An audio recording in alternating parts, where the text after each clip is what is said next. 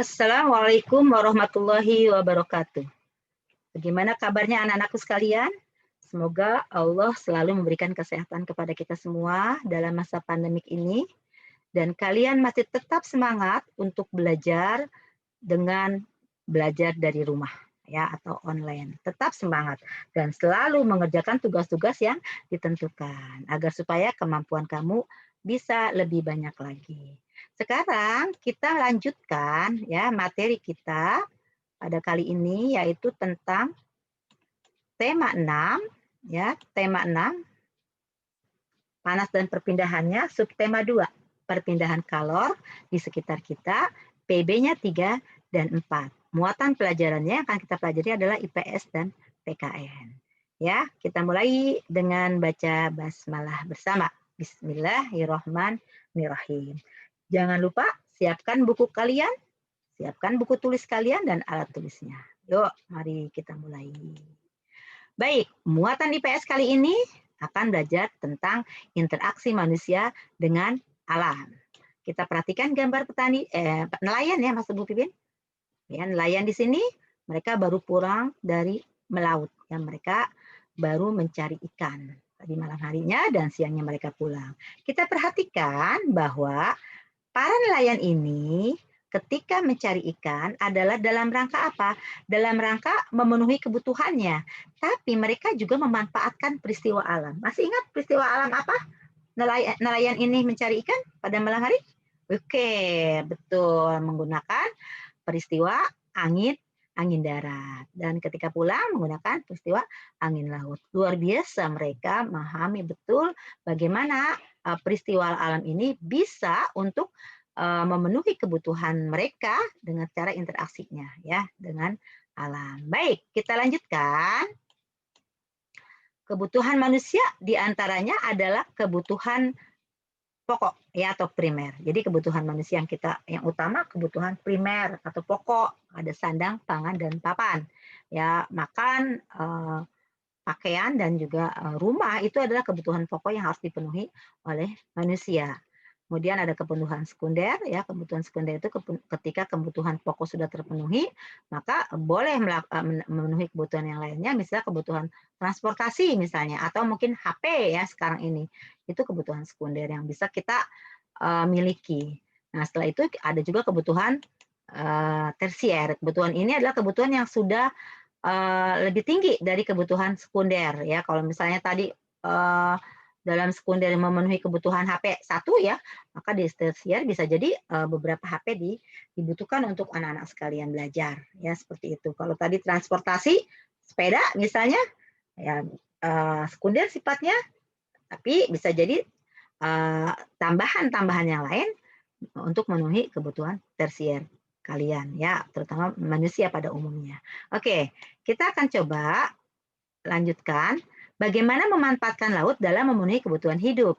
Kita ambil contoh di salah satu kehidupan nelayan ya pada daerah Lamarera, Nusa Tenggara Timur. Nah, ini kita lihat bagaimana mereka uniknya memenuhi kebutuhan dengan memanfaatkan laut. Ini adalah nelayan-nelayan dan ini adalah paus ya, betul. Jadi di sini ada satu kehidupan nelayan pemburu ikan laut ya yang cara memenuhi kebutuhannya memanfaatkan lautnya dengan berburu ikan paus ya. Mereka secara ya turun temurun mereka itu sudah mengikuti nenek moyang mereka. Tapi ingat mereka tidak sembarangan ya, tidak asal ini diambil pausnya, bukan begitu. Tapi mereka itu memburu paus hanya yang sudah tua saja yang mereka buru. Jika mereka menemukan paus muda, ya masyarakat nelayan di desa ini akan mengembalikannya ke laut lepas, ya. Nah, jadi mereka berjuang atau memenuhi kebutuhannya seperti itu. Nah, kemudian mereka pun bersepakat ya secara adat ya bahwa dalam setahun itu mereka tidak boleh lebih dari 15 paus yang mereka buru. Jadi ini masyarakatnya sudah sepakat hal itu. Jadi tidak asal semua diambil, bukan begitu. Hanya satu paling sebulan, itu pun dalam kondisi cuaca yang mendukung. Karena kan bisa dibayangkan ya, bayangkan saja nih untuk apa nih namanya, ekor paus yang sebesar ini aja sudah sebenarnya kalau tidak ahlinya, tidak biasa ya nelayan dengan fasilitas, apa seadanya, tradisional ya masih pasti akan kalah. Tapi karena mereka sudah punya caranya, sudah mengerti caranya, maka mereka bisa ya memburu seperti itu. Kemudian ya, daging dan minyak paus yang besar tadi, yang banyak tadi, yang berhasil ditangkap kemudian akan dibagi kepada seluruh warga desa. Tapi pembagian utamanya apa? Untuk janda dan anak yatim. Jadi mereka diberikan dulu ya. Baru kemudian penangkap paus. Nah, ini para nelayan ini. Nah, bagaimana untuk memenuhi kebutuhan hidupnya para penangkap paus ini? Mereka akan menjual misalnya dagingnya atau minyaknya sebagian, ya selain dikonsumsi dijual untuk ditukar atau dijadikan bahan pokok yang lainnya, ya, untuk memenuhi kebutuhan tadi. Begitu juga daging dan ikan paus yang sudah berhasil ditangkap itu juga diberikan kepada pemilik perahu, ya, pemilik perahu, lalu kepada masyarakat lainnya. Jadi mereka berusaha untuk memenuhi kebutuhannya dengan cara yang tidak biasa, yang luar biasa ya, memberikan paus. Tapi mereka punya aturan-aturan yang tidak bisa mereka langgar, harus sesuai dengan adat yang mereka sudah tentukan. Ya, oke. Sekarang apa sih yang interaksi individu dengan kelompok ya dalam memenuhi kebutuhannya? Kalau tadi dengan alam ya, sekarang kita lihat interaksi individu dengan kelompok. Kita perhatikan gambar di bawah ini. Betul. Ya, gambar ini adalah nelayan ya nelayan-nelayan yang ada di Pantai Ngerenahan Gunung Kidul Yogyakarta. Mereka mempunyai interaksi individu ya dengan kelompok dalam bentuk kerjasama. Kita lihat bagaimana mereka ya. Mereka berangkat melaut pada malam hari nih, nelayan ya, nelayan ini yang bawa kapal ini berangkat pada malam hari atau dini hari untuk menangkap ikan.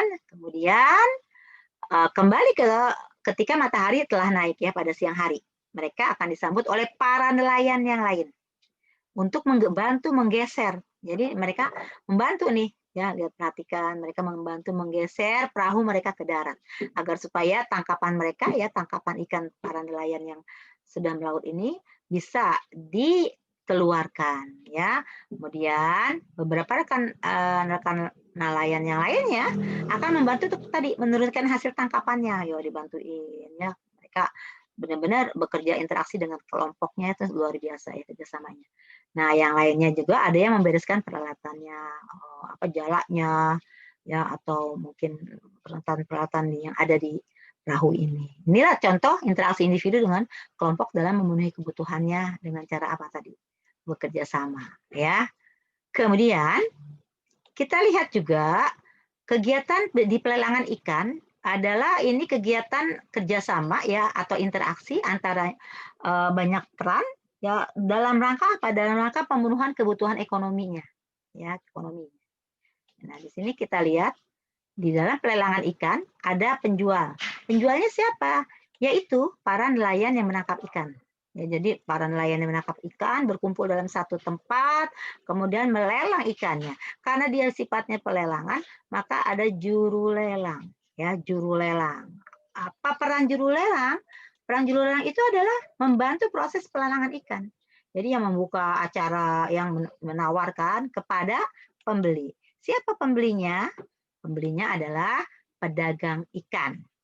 Nah, waktu pelelangan ikan itu nggak lama, paling 1 jam paling lama ya. Kenapa? Karena ikan itu harus didistribusikan oleh pedagang ikan ini ya sebagai pembeli dan dibeli untuk kepada siapa? Kepada masyarakat, termasuk mungkin keluarga kita ya, ayah atau ibu kita yang membeli ikan dari pedagang ikan tadi.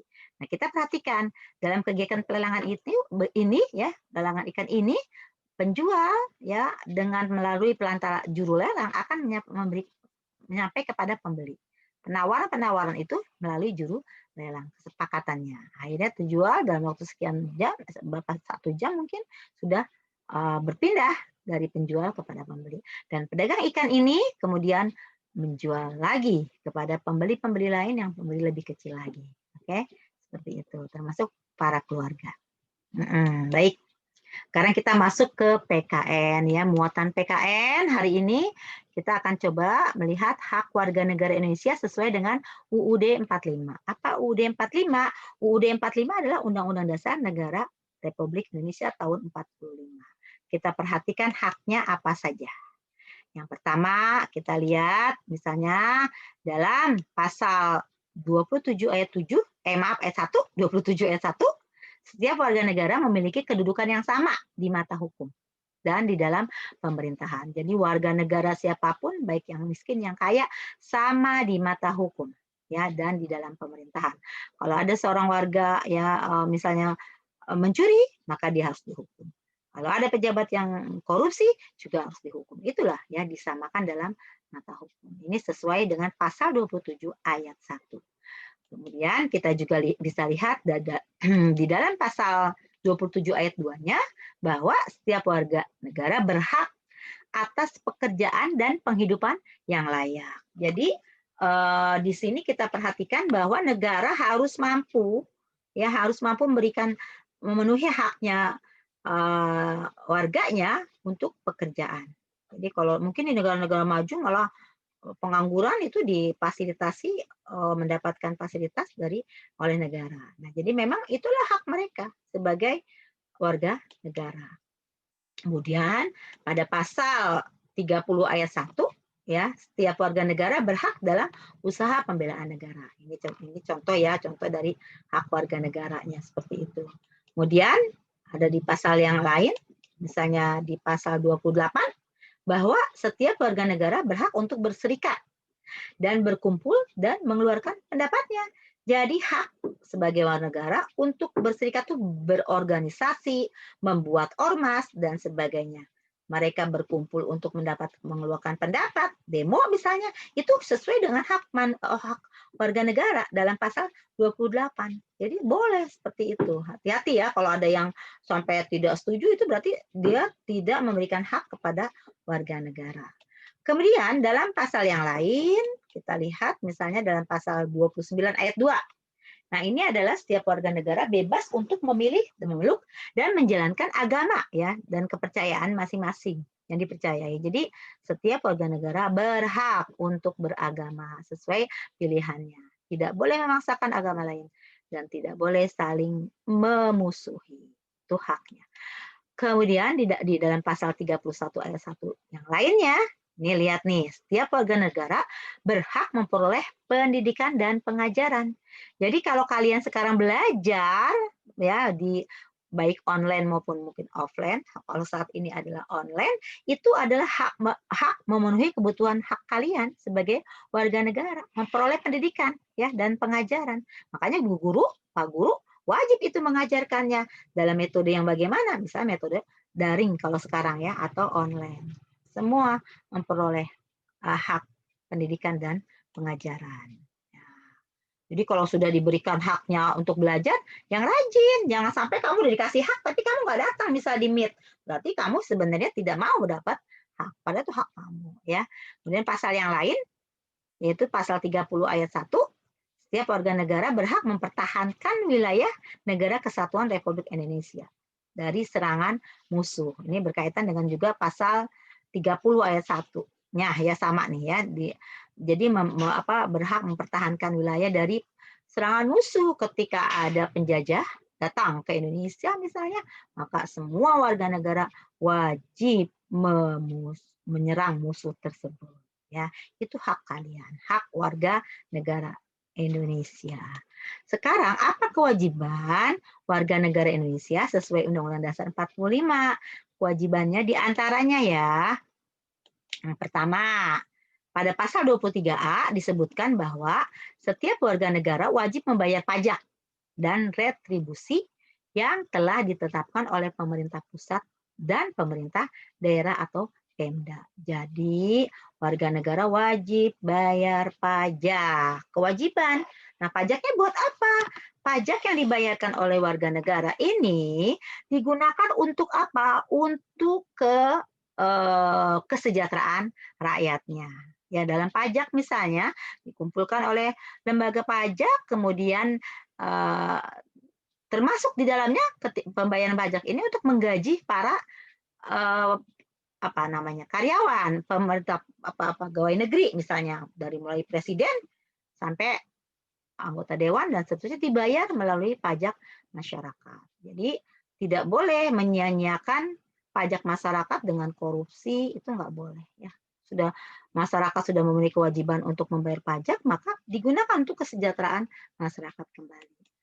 Kemudian kewajiban warga negara yang lain dalam sesuai dengan Undang-Undang 45 ini adalah dalam pasal 27 ayat 1 itu ya, setiap warga negara wajib menaati serta menjunjung tinggi dasar negara.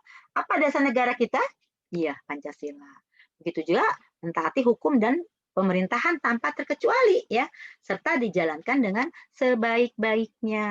Jadi disinilah kewajiban kita sebagai warga negara ya, mampu menjunjung tinggi dasar negara, menjunjung tinggi hukum dan juga pemerintahan tanpa kecuali ketika pemerintahannya itu sesuai dengan Undang-Undang Dasar 45 tadi ya.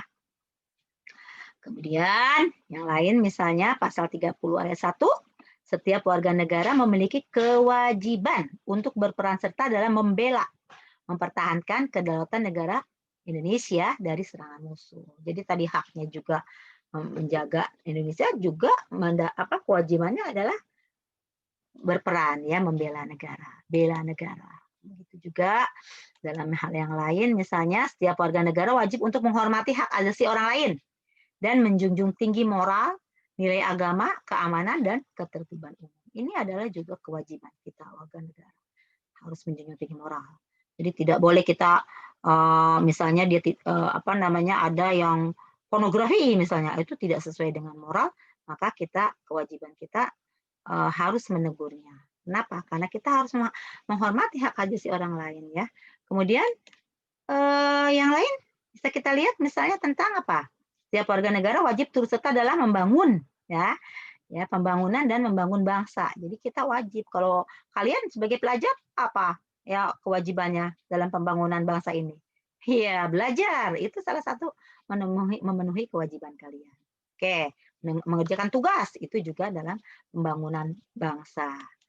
Ya, selanjutnya kita lihat adalah tentang setiap warga negara wajib mengikuti pendidikan dasar yang sepenuhnya dibiayai oleh negara ya. Bagi sekolah dasar, sekolah-sekolah negeri mereka gratis misalnya. Tapi kalau untuk swasta mereka membiayai sendiri. Sebab itu mereka tetap harus ya punya kewajiban mengikuti pendidikan dasarnya. Alhamdulillah ya seperti itu. Oke, sekarang kita lihat bagaimana contoh ya dari hak dan kewajiban dalam kegiatan pelelangan ikan yang tadi ya. Jadi kita lihat secara aplikasinya, secara nyatanya. Misalnya ya, nih lihat. Perhatikan gambar di samping ya, setiap orang yang terlibat dalam kegiatan tersebut nih, pelelangan ikan ini memiliki peran dan hak dan kewajiban yang berbeda-beda. Apakah misalnya kita ambil contoh nelayan ya, si nelayan ini ya, nelayan ini sedang menjual ikannya. Kemudian dia mempunyai hak. Apa haknya? Iya, dia mendapatkan uang penjualan ikan. Jadi ketika dia di pelelangan ikan ini, nelayan punya hak mendapatkan uang penjualan, ya diberikan uangnya. Tapi kewajibannya apa? Kewajibannya menyediakan ikan yang berkualitas baik. Jadi harus yang baik-baik yang dijual agar pembeli akan merasa terpenuhi kepuasannya. Nah, bagaimana misalnya tentang juru lelang ya, juru lelang, apa haknya? Ternyata hak daripada juru lelang di pelelangan ikan ini adalah mendapatkan uang dari jasa lelang tadi. Jadi dapat misalnya 1 kilo dia mendapatkan 1.000 misalnya. Dia berapa kilo dia jual di lelang saat itu, maka akan mendapatkan uang sebesar yang dari jasanya. Kemudian kewajibannya apa? Ada kewajibannya yaitu memberikan informasi tentang apa? Harga ikan yang benar. Jadi informasi sifatnya, oh ini segini itu harus sesuai dengan kenyataan. Tidak boleh salah ya atau tidak asal-asalan tidak. Karena juru lelang ini sudah mendapatkan haknya, maka kewajibannya harus dipenuhi. Baik, sayang. Hari ini kita pahami betul bahwa materi kali ini bahwa dalam pelaksanaan hak dan kewajiban harus seimbang. Jangan hanya haknya saja yang dituntut tanpa memenuhi kewajiban, tapi harus seimbang. Haknya dituntut, kewajibannya dijalankan. Jadi kalau misalnya kalian di sekolah ya. Kalian punya hak untuk belajar, untuk mendapatkan pengajaran dari guru-gurunya, tapi kewajiban kalian untuk belajar dan memenuhi tugasnya. Itu harus seimbang. Baik, itu saja hari ini materinya. Insya Allah kita akan bertemu di lain waktu. Dari Bu Guru sekian. Terima kasih. Assalamualaikum warahmatullahi wabarakatuh.